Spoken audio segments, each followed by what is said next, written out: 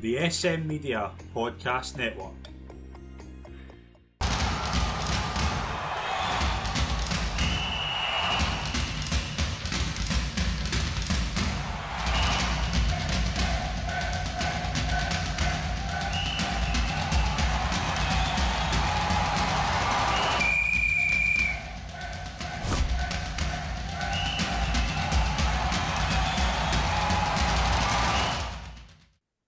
Hi folks, and welcome to the latest episode of the Refs Review, part of the SM Media Podcast Network. I'm Scott McPike. It's always a pleasure to be your host as always, and we have a three-man panel this week, and brilliant to have a three-man panel the week where nothing's happening. Right, first of all, to join me as always, a pleasure to welcome Steve Conroy. Aye, quiet weekend. Welcome back, Des. Clearly didn't get out in the sun. Yeah. Can you? And to join us this week, it's the first appearance of the season. You've fairly enjoyed the summer. Yeah. You look good for somebody that's been in a summer holiday. It's Des Roach. Hi, guy. Welcome, everyone. Listen, where I was, you couldn't avoid the sun. This is me with a duffel coat and a hat on constantly. I'm getting to that age where I need to keep the head covered. Keep the baldy bit. You've picked a good weekend though, because is this one of the first weekends that we've ever recorded where Scottish football referees have actually been the best ones, are the ones we'll talk about. It's been what a weekend. Yeah. The fact that you particularly had to go digging to find a very dubious pool in the box, that's just testament. Aye, all right. There's maybe something to talk about the Rangers game, but what a quiet week. Yeah, I'll just bring everyone up to speed. I actually spent most of today looking for stuff in the 8 Premier Sports Cup games, and I found 2 things. And as you say, one of them is quite like a nothing thing, but it's in comparison to what else happened this weekend in Scotland. Probably something worth talking about. We're probably going to spend more time down south because it was opening weekend of the Premier League season, and I think, to be honest, I don't think England gets covered enough with us because England are just as bad in terms of some of the things that go on in terms of referees. But I think we will spend a bit more time on it this season because I think we do need to take into account sometimes that England do have a few dubious decisions. Want to go England first or Scotland first? We get the Premier Sports Cup out the road, then we can spend a bit of time in England, or you want to do what we do? You are the face of the pod, so it's up to you. Easy, Ozzy. We'll do Scotland then. We'll do Scotland first. St Mirren Hearts. St Mirren went through in penalties. I found a possible shot pool for the Hearts equaliser that I don't actually think there's anything in. Des, any contention with it? Is that a perfectly fine goal? I know where I'm coming to. Obviously, an out-and-out St Mirren fan. I think this is one that you'll be quite happy didn't get given. When I looked at it there, obviously I've just seen back and I'm trying to play catch up and look at a few things. At the time when I asked it initially, I've got to say I hadn't really paid much attention to it. It wasn't until you sent us the clip this afternoon, and when I seen it, it definitely has an impact on it because you can actually see this one player fall off balance, and it's the guy who scores the goal. So with a St Mirren hat on, yeah, I think there's enough in that for it to be a foul. However, I'm not overly concerned that the referee missed it on that because the fact that we've taken the Monday it happened at the weekend and it's not even brought up in the papers, it's not been brought up by the papers. I'm quite happy that with the referee hat on, I'm quite happy that, yeah, nothing to see here, but being hypercritical when I looked at it and go, oh. But anyway, St Mirren get through, that's all that counts.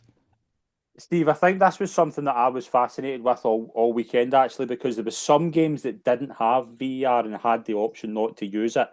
I'm very much of the opinion, and I don't know where you stand on this, if you've got a competition where VAR is being used in one game, it should be used in every one. That's my opinion. I get there's some rounds of the competition you can't do that. Like, for example, like Senior Scottish Cup, you're not going to get VAR in the first round.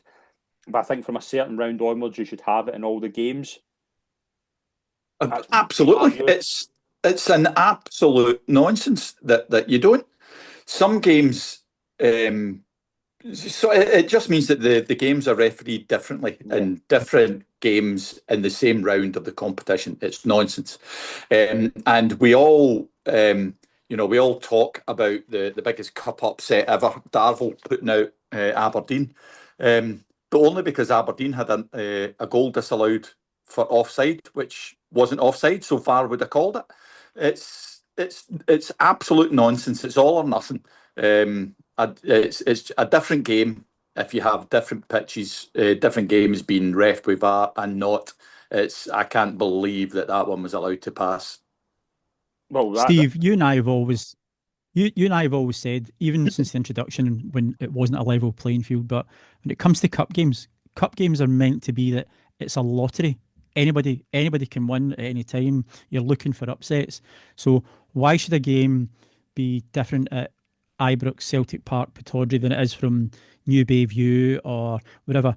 VAR, if a competition is open to all teams, then VAR shouldn't come in until the semi-final when they're both played at Hampden and they're both played under the same circumstances. Absolutely. Yeah. Yep. Use it or don't chop and change it. Yeah, I think I kind of agree with that as well, because, like, for example, like, there was only 3 games that had it, and it was 3 Premiership teams that had it. You're not going to get VAR at Morton, Partick Thistle, but don't have it in any of the games, and have it in Absolutely. Even in the quarterfinals when all 8 teams are Premiership teams, you can do it then. But I'm just not a fan of this at all. I think it's either used in one game or the other. Yeah. VAR did have an intervention in a potential Rangers penalty that was eventually given. That's a weird one to try and explain, right? Because at first, when I was watching this live, I did not think anything of this.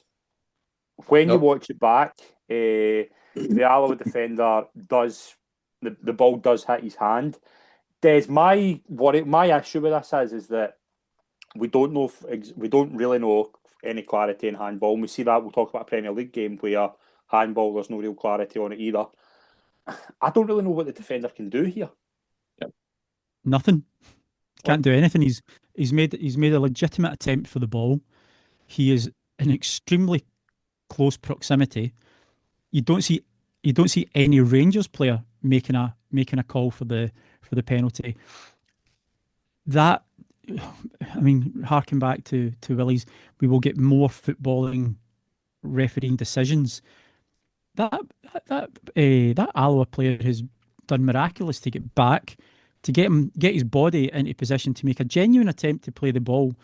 And when you're in that close proximity, there is nothing that he can do. There is nothing deliberate.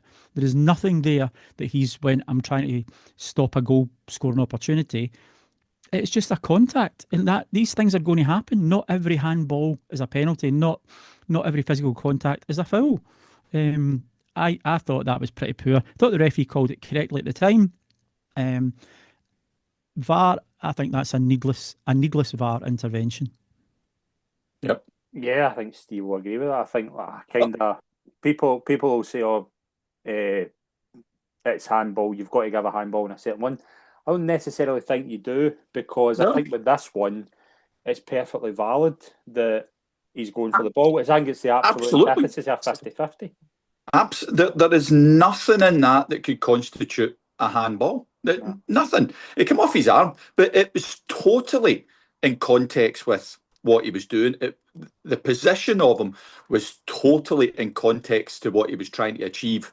We're back to the position where we just don't know what handball is. So the first episode of Willie Vision is going to be absolutely jam-packed. Mm-hmm. But, one of our taglines is that VAR is just a fancy way of disallowing goals. That's all that was. That was that's a fancy way of giving a goal. Aye, it's VAR bigging itself up, and it's VAR trying to look clever and look fancy. Oh, look what I found. Sorry, what was Willie saying at the end of last season? More football awareness? Yeah.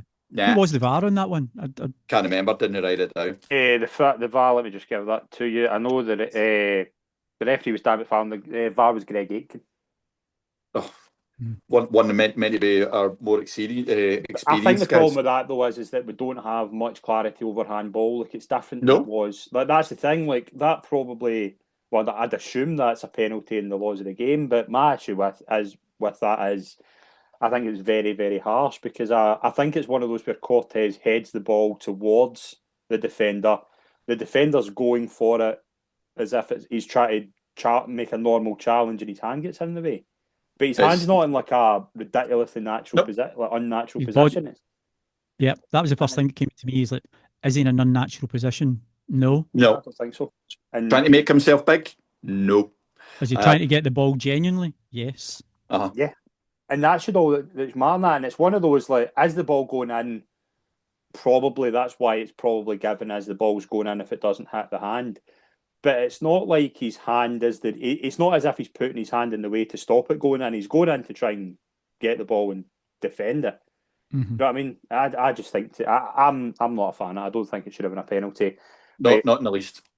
Nothing else in Scotland that I can see. I think a fairly decent weekend, but we've got 2 things to talk about in 8 games. Well, before we move away from Scotland, the only thing I was going to say, and I'm not a Hibs supporter, but what the hell are they doing with their shooting coach at Hibs? Bloody hell, where did that come from? The boy Kieran Bowie's had some start, hasn't he? Yeah. But did you see them all trying to copy him at Livingston? Mm-hmm. Walloping them in for miles out. Brilliant. Yeah, very good for Hibs, and obviously best of luck to Hibs and Aberdeen and Rangers. Yep. Rangers and Celtic, obviously 4 teams in European competition this week, so best of luck to all 4 of them. Right, let's go to England. I wanted to just touch on this just quickly before we touch on the referee decision that gathered a bit of controversy at the Liverpool game, but obviously the referee had to stop the game. I don't know if you've seen this due to the racist incident involving Antoine Semenyo. Yeah. I think brilliant from the player to recover for that, to score a double. Again, a horrible situation. But in terms of the referee, Des, I wanted to just ask your thoughts. I thought the referee handled it absolutely brilliantly because he goes over immediately. And obviously, Semenyo goes over to him and says what's happened.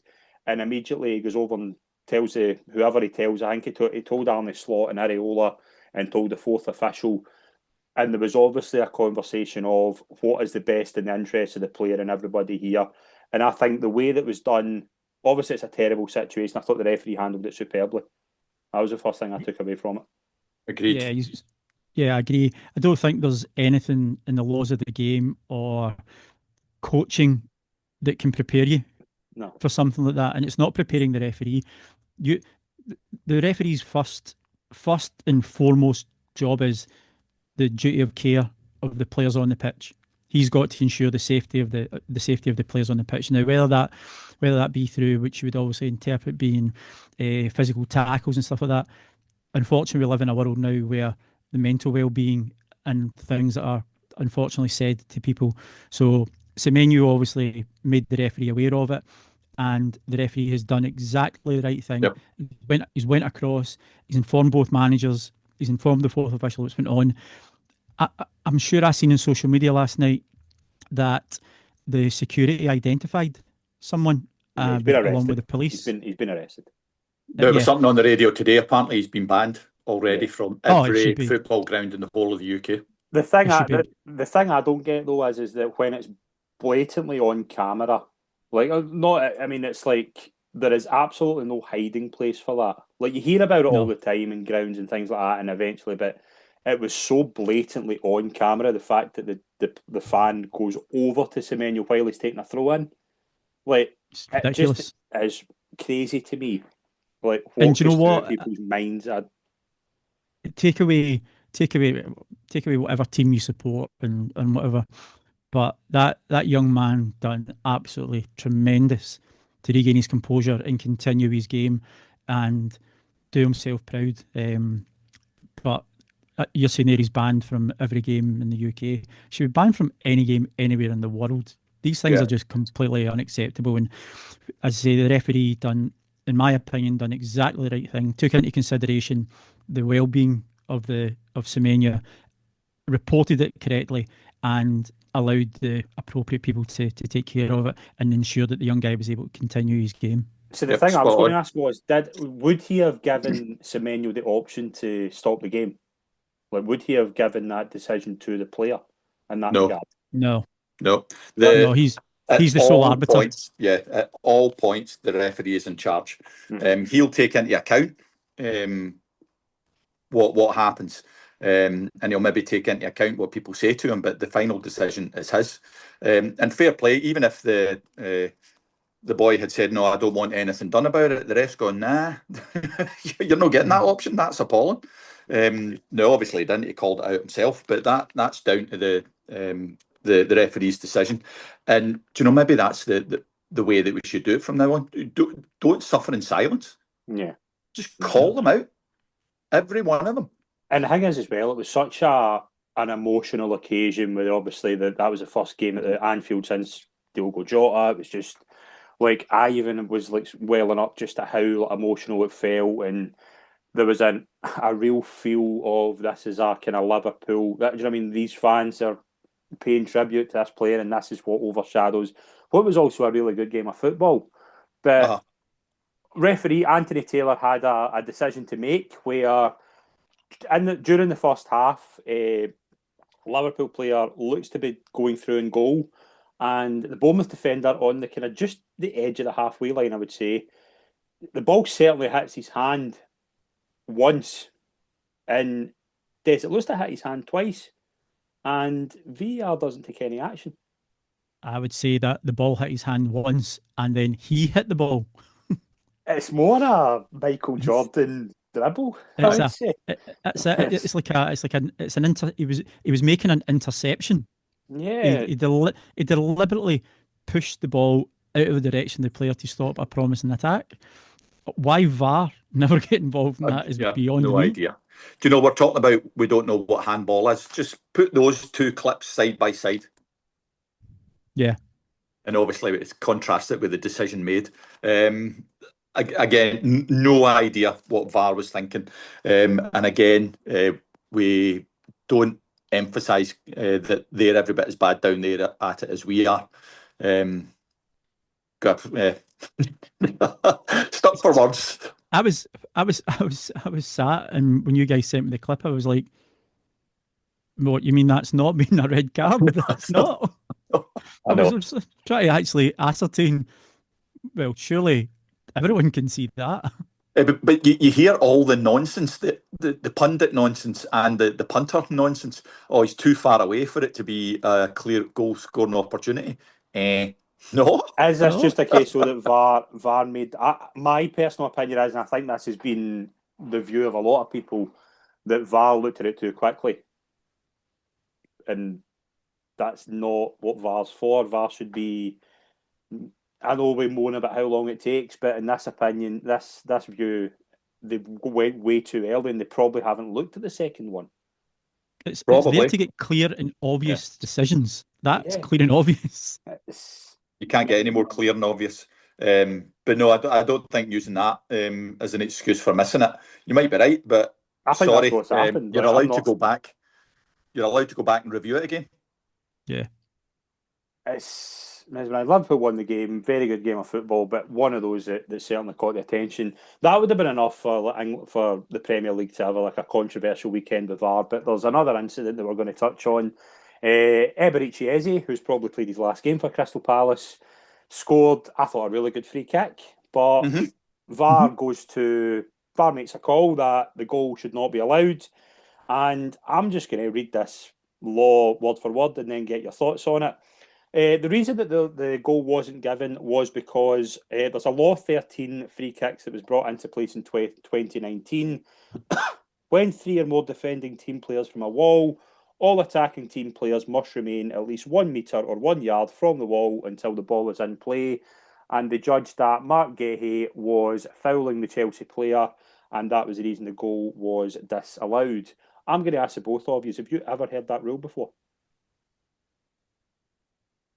Yeah, I have heard it. Heard it, never seen it applied like that. I have never seen that applied. No. Yeah, I was aware of it, but as Steve said, I've never seen anyone be bold enough and brave enough to put it out there. So when he'd done it, he's well within his rights and he is correct. But it's certainly it'll be interesting to see, like we are up here with handball and the goalkeeper taking too long and giving a corner. It'll be good to see how often it's implemented. Yeah. So he's set the precedent, and if his whoever the boss is down there, they seem to change all the time. If they come out and say that's what you do, then batting the hatches, they've got to do that every week. So I'm going to read this out for you and see if you disagree. This is from Colin Miller in The Athletic, who done a really good piece on the game actually, and he said something I think is probably explains this really well. The problem here, which helps explain the wider mass dissatisfaction with VAR, the correct decision has been made, but it feels wrong because A, the rule itself is niche and relatively insignificant, and B, this will never and has never been applied consistently. This rule is now into its 7th season and can't think of any examples of it ever being applied. It's unrealistic to expect consistency when every on-field and VAR official is different, but that reality will never satisfy fans. Does the law and its application improve the game? Easy answer to that. That's a perfect summary. Yeah, absolutely. To me. Of course it doesn't. But remember that a lot of the time, IFAB meet every year, so they have to justify their existence. So there are people who pore over every letter in the laws of the game, and try and come up with these stupid, brainless changes to the wording. Now, I've mentioned it on here before, but one of FIFA's claims that it holds close to its heart is to protect the simplicity of the laws of the game. No, they don't. Every year they come up with this nonsense that just makes it worse and makes it more difficult for our officials. That ref, or whoever was on VAR, has called it correctly, but I challenge anybody out there to say that they would have knocked that goal off. Yeah. It was one of those, and this was obviously interesting because this was the first time that VAR in a Premier League game, the referee had to explain the decision. And you could sort of see people behind the referee in the stand going, what is don't understand it. And that to me is when my worry about VAR, particularly Banana Ground, is when you lose the fans. You lose the fans and they're like, what's the point in this being disallowed? Why are we waiting so long? Yeah. And I think even the referee, like, you can watch him, maybe he took a look at it, and I think he was having to be explained. We don't have the VAR audio, we might get it, I don't know, but it was one of those where you could tell the referee was kind of like, why am I being called over here? Yeah. Steve, if that was a game you and I were on, whether I was a referee, you fourth, or vice versa, and I'm calling you over, and that goes in, are you expecting me to call you over, or am I expecting you to call me over?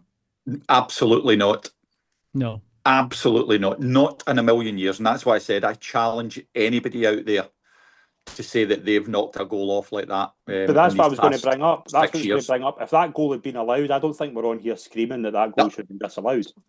How many Chelsea players were complaining about it? Nobody.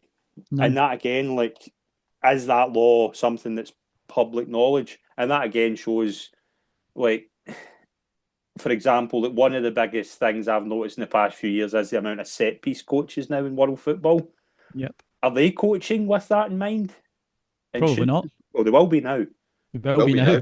Like, and it's sort of like it's taken 6 years for this to become relevant. And how many other wee changes have we seen over the past few years that we don't really know a thing about that will then have an impact on? Because is there a worry that this opens a hole now for other rules that we don't know much about that can then just be used to disallow goals? There are lots of laws, lots of sub-clauses of laws that, frankly, Des and I don't know about, and frankly, probably nobody out there knows about. Yeah. But that smacks to me of somebody who was bored the night before, was reading their laws of the game book. Apparently, you can get it on an app now. Was reading it and came across that and went, "Oh, I never realised that." And hey, presto, it happens the next day. That's the only thing that smacks of. Do you know when that would turn up, Steve? Do you know when that would turn up? See, when we would turn up at the start of stupid laws of the game quizzes. Yeah, these tests that we do at the start of the season, that's when that would fly up. And only because it's probably been discussed at IFAB the month earlier, and they'll fling it in to see how much minutiae I'm moving into. Yeah. Nonsense. Yeah, and we get sent one just before we wrap up. We get sent one from the Man United Arsenal game. I actually was going to bring this up, not this incident specifically. Yeah, so you were. I wasn't going to bring this up. I was going to bring up the goal. Did anybody see the goal? Yes. Right. I thought, was this not the summer where we were getting told that there would be a lot more emphasis put on shot pulling in the penalty area? Because see, if you watch that goal, Arsenal are very good at it, by the way. But are we not should that goal be allowed if we're getting a bit more stricter on shot pulling? I was all right with that one because I agree there with the shirt pulling going on. But did you see the goalie having a go at him as well? Yeah. So I think the refs just gone 6.5 a dozen, mate. Yeah, I see. I'm the same. But by the way, that Man United and goalkeepers the last couple of years are just, he was real putting me or you in. I'd be every bit as good. Or every bit as bad. I've picked I don't think you're allowed wee specky bandy goalies though. But overall, I thought that again, particularly in Scotland, I thought we had a good weekend. English football, I think we'll need to cover it a lot more because I think it goes under the radar sometimes just how bad they are. Yeah. Well, let's just raise it. Absolutely. Yeah, absolutely, yeah. World football. Get guys, texts in from Australia, South Africa, anywhere. Let us see if we see something that's a bit unusual or suspect. I can't wait till the day we're talking about a Venezuelan third division game. And it'll happen, you know it will. It definitely will happen. But yeah, send them over.